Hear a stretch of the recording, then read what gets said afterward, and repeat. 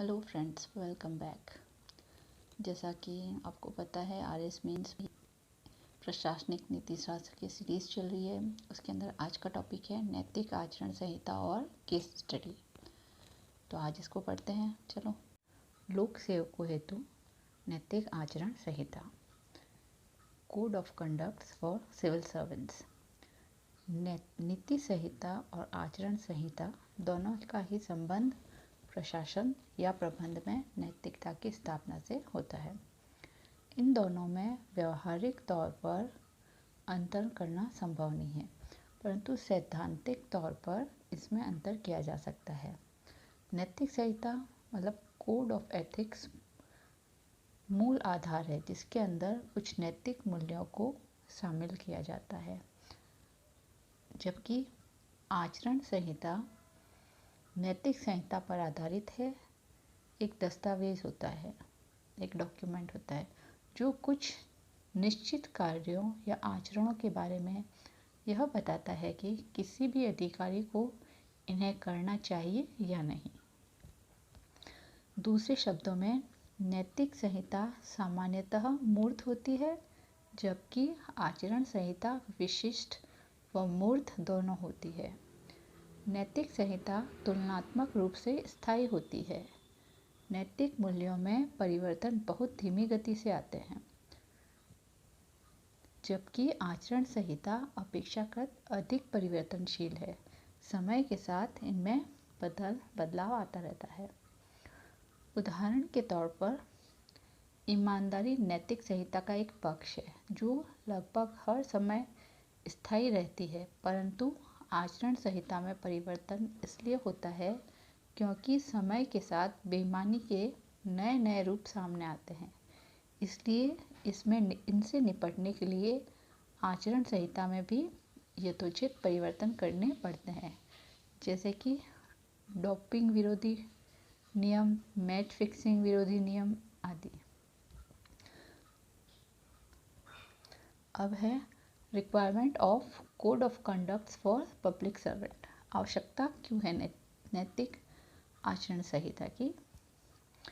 लोक सेवक अपने कर्तव्य निर्वहन के दौरान जनता के प्रत्यक्ष संपर्क में आते हैं, अतः जनता के लिए आदर्श होने के लिए नैतिक स्तर उनका उच्च होना चाहिए।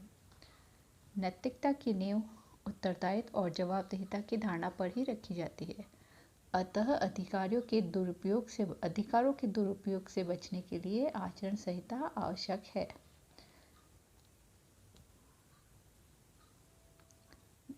फिर नैतिक संहिता और क्यों आवश्यक है? इससे नैतिक मूल्यों को संहिताबद्ध होने में इसका अनुपालन सरल हो जाता है। संहिताबद्ध होने का मतलब है यहाँ पे रिटर्न में होने से। ठीक है। अब यह लोक सेवकों को दायित्व निर्वहन के प्रति प्रेरित भी करती है तथा कर्तव्यों से विमुख होने से भी रोकती है। फिर राजनीतिक तटस्थता और निष्पक्षता बनाए रखने के लिए आचरण संहिता आवश्यक है। नैतिकता की दृष्टि से प्रशासन में कौन से कार्य करना उचित है और कौन से अनुचित है, ऐसे मामलों का निर्धारण आचार संहिता के आलोक से सरल हो जाता है। लोक सेवकों में उचित मनोवृत्ति के विकास के लिए भी आचरण संहिता की आवश्यकता होती है। फिर है मंत्रियों के लिए, मिनिस्टर्स के लिए एथिकल कोड कौन कौन से हैं? मंत्रियों की नैतिक संहिता का केंद्रीय तत्व सामूहिक या व्यक्तिगत उत्तरदायित्व है। मंत्री सामूहिक रूप से लोकतंत्र के प्रति उत्तरदायित्व होते हैं और उन्हें अपने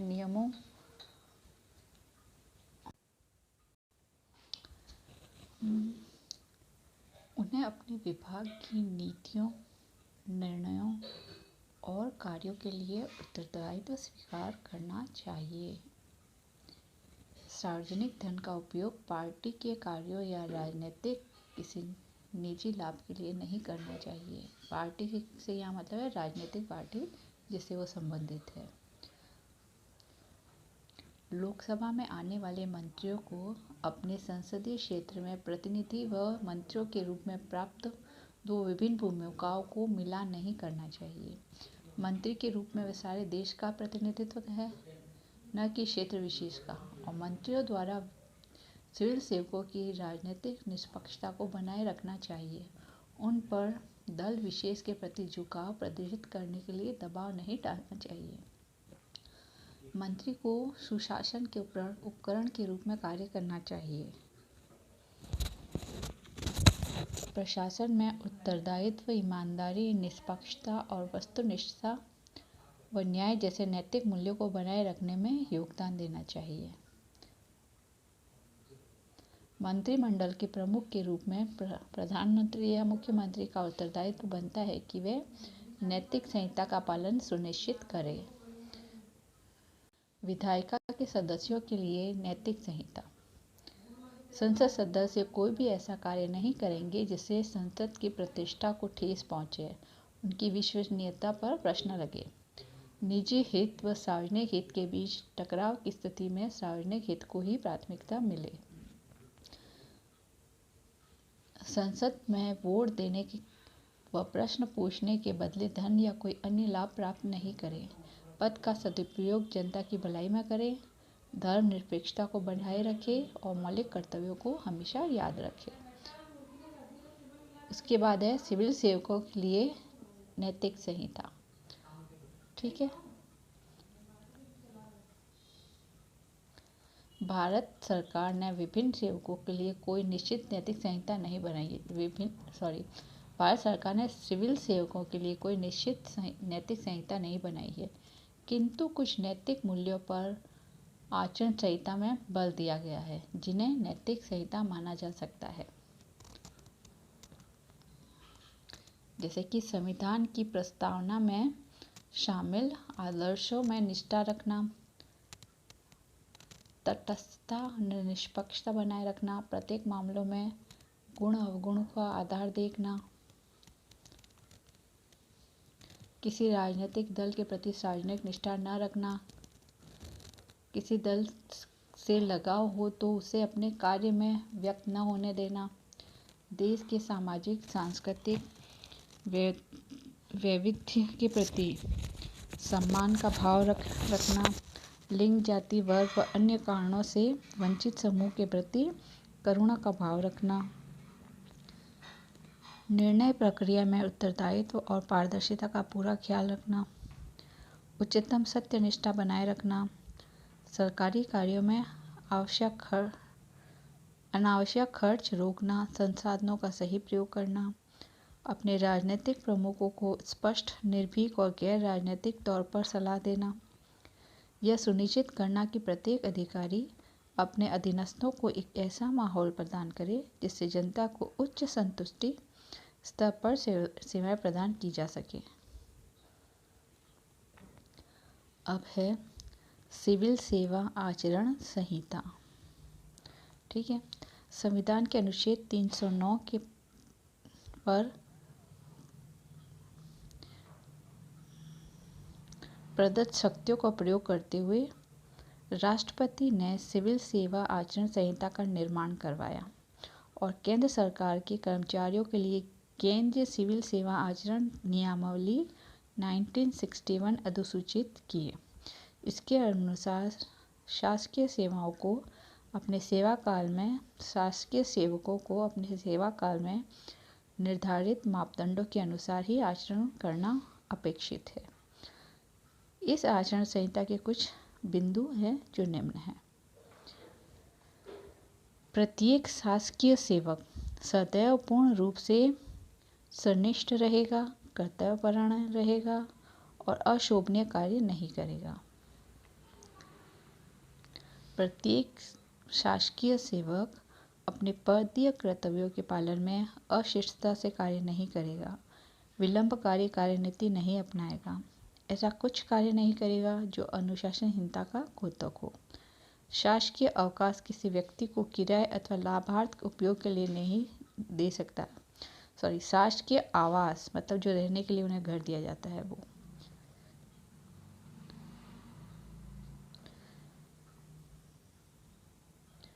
फिर है जो लोक सेवक है वह अपने नियंत्रण के अधीन सरकारी सेवकों की सनिष्ठा और कर्तव्य परायणता सुनिश्चित करने के लिए समस्त संभव उपाय करेगा। पदीय कर्तव्यों के पालन या प्रदत्त शक्तियों के प्रयोग में सर्वोत्तम विवेकानुसार कार्य करना, उस अवस्था को छोड़कर जब वह पदीय वरिष्ठ को निर्देश के अधीन कार्य कर रहा हो, वह निर्देश लिखित में प्राप्त करेगा। जहां ऐसा व्यवहार न हो वहां निर्देश के बाद लिखित पुष्टि प्राप्त करेगा। उसके बाद भी कर्मचारी अपने उत्तरदायित्व से नहीं बच सकेगा। प्रत्येक शासकीय सेवक विवाह की आयु, पर्यावरण संरक्षण, वन्य जीव और सांस्कृतिक विरासत के संरक्षण, महिलाओं के विरुद्ध अपराध के निवारण से संबंधित शासन नीतियों का पालन करेगा। पद के प्रभाव का प्रत्यक्ष या परोक्ष प्रयोग परिवार के किसी सदस्य को नौकरी दिलाने में नहीं करेगा। किसी राजनीतिक दल से संबंध नहीं रखेगा, न आंदोलन में भाग लेगा और न ही चंदा देगा। शासकीय सेवक चुनाव प्रचार नहीं करेगा और न ही हस्तक्षेप करेगा।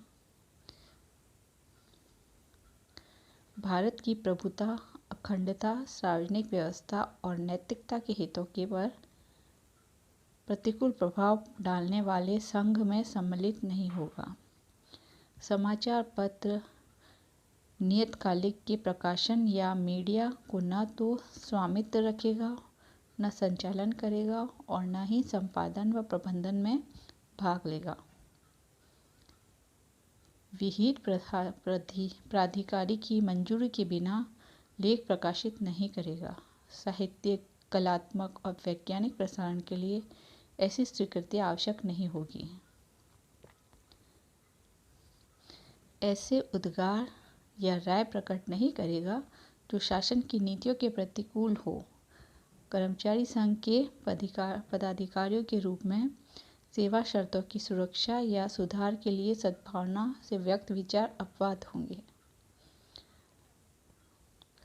फिर है आदेश के अनुसरण या सौंपे गए कर्तव्यों के सद्भावनापूर्वक पालन की स्थिति को छोड़कर कोई शासकीय दस्तावेज या उनका कोई भाग किसी को नहीं देगा। प्राधिकारी की मंजूरी के बिना न तो चंदा मांगेगा, न स्वीकार करेगा, न स्वयं को चंदे के संकलन के लिए आबद्ध करेगा। फिर है ना तो वो उपहार स्वीकार करेगा, न ही स्वीकार करने की अनुज्ञा देगा। उपहार का अर्थ है निःशुल्क परिवहन, भोजन या अन्य सेवा या आर्थिक प्रलाभ जो किसी संबंधी या स्वकीय मित्र को छोड़कर अन्य व्यक्तियों द्वारा दिए गए हो। आकस्मिक भोजन, लिफ्ट या सामाजिक आतिथ्य उपहार नहीं समझा जा सकता, ये अपवाद है। पदीय सव्यवहार वाले व्यक्तियों को आतिथ्य से बचेगा। निकट संबंधियों तथा स्वकीय मित्रों से उपहार प्राप्त करने पर भी मात्रात्मक प्रतिबंध है।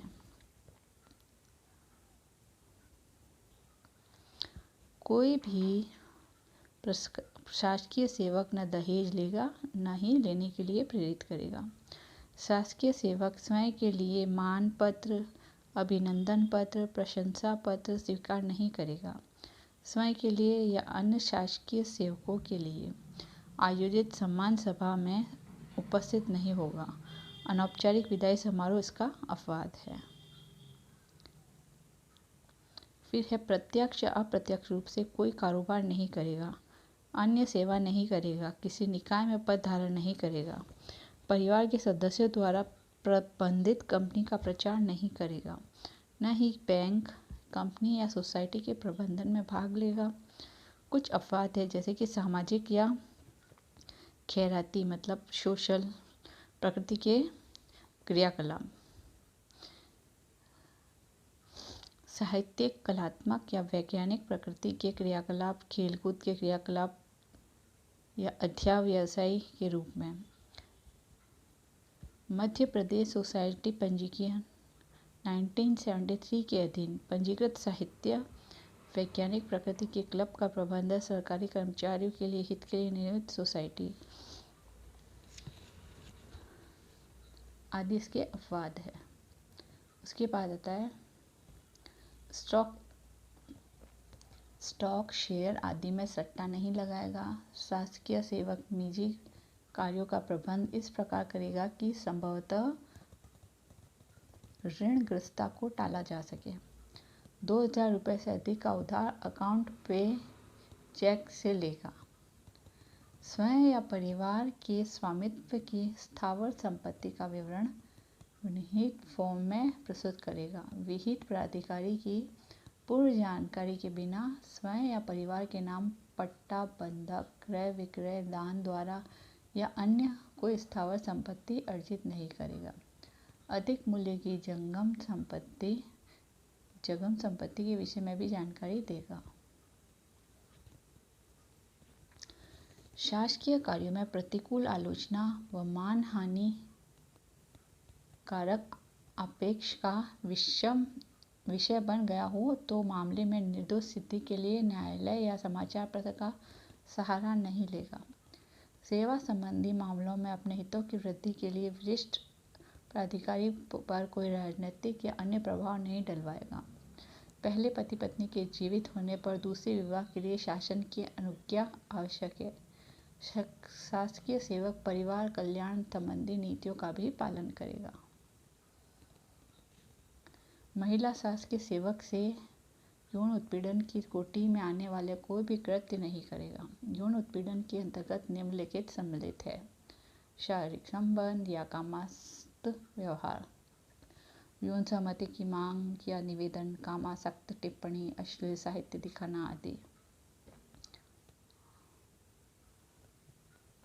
फिर है मादक पदार्थ सेवन संबंधी विधि का पालन करेगा और कर्तव्य अवधि में मादक पेय का प्रयोग नहीं करेगा।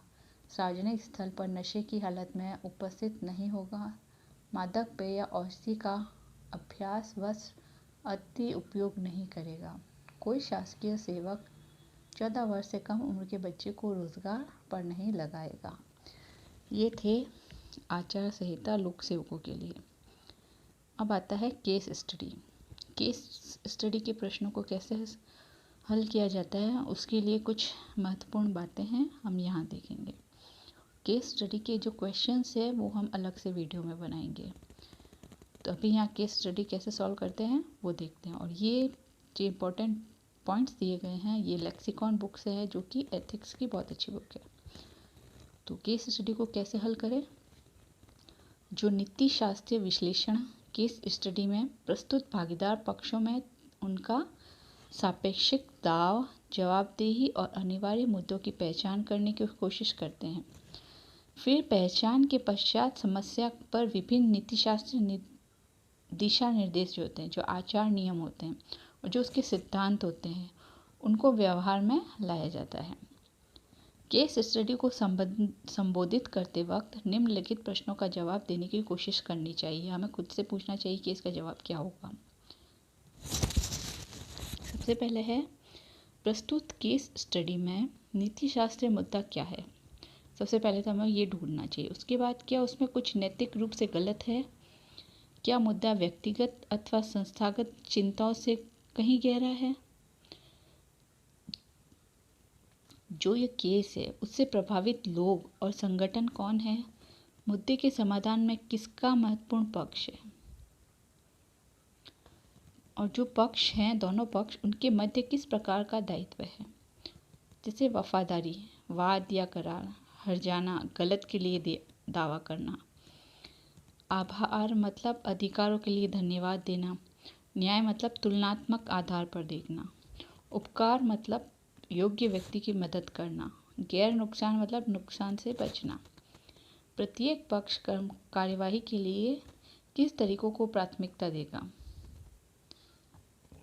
हमें ये भी सोचना चाहिए कि कार्रवाई के कई विकल्पों पर सोच के कम से कम 3 विकल्पों वाला समझौता हो, जिसमें से एक समझौता वाला और 2 नितांत हो।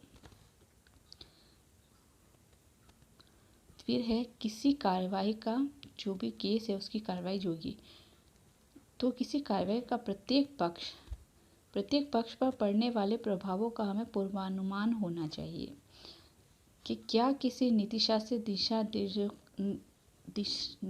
दिशा निर्देशों का उल्लंघन हुआ है, सबसे अच्छा और सबसे खराब परिणाम क्या हो सकता है, उसके लाभ व जोखिम क्या होंगे, क्या अच्छा संभावित बुरा से अधिक प्रभावशाली हो सकता है? अब ये भी हो सकता है,